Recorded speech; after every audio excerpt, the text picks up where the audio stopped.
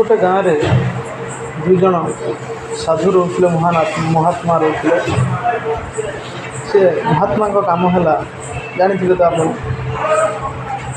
तो लोक मानू सत मार्ग देखेबे धर्म अधर्म कथा बुझाइबे।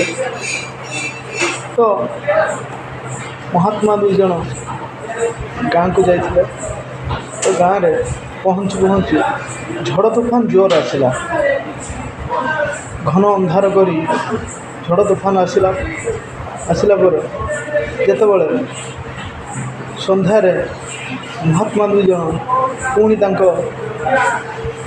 बासगृह को फेरिले सेतेबेले देखिले जे से जो वर्षा तूफान रे जो महात्मा घर केमितिका तो आप देखिए तो घर टोटाल भांगी जाइथिला अधा भांगी गली पड़ता।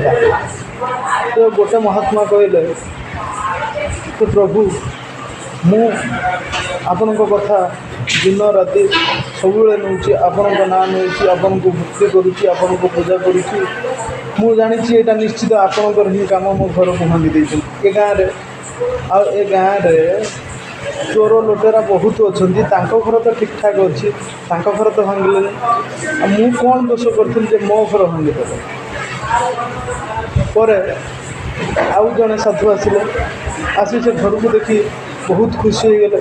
प्रभु से साधु जनक कहते महात्मा जनक कहते हे प्रभु ये निश्चित आपण काम जे एते झड़ तूफान रे एते बड़ झड़ तूफान रे जे मो घर अधे भांगी मो मुंड माने गंजीवा को अधे जगह रही ये निश्चित आपण काम जे मु जानी नेली ये हूँ मो पूजार मो भक्तिर फल से अधे ठीक ठाक अच्छी अधे भांगी ये अधे को रखि लोक माने रखि आपणकर दया जो रही नहेले ये तो भांगी जाता मु जानी नेली मो प्रति केते आपणकर भल पाइबा केते श्रद्धा धन्य प्रभु धन्य हो गली मो जीवन धन्य हो गला। कहीं कथा कहली जे गोटे कथा को दुई जन साधु दुई जन महात्मा अलग अलग बुझले। तो मोर कहबार कथा जेतेबेले निजे न बुझी पारछंती ये दुनिया के भी ठीक लगे। तो आम आसतु आम ठीक बुझा ठीक बुझिले अन्य माने ही ठीक लगे। आम जदि भूल बुझा अन्य महात्मा परिका बुझा तो आमको भी समस्त भूल ही लगे। रहुची समस्त को धन्यवाद। जय श्री राम।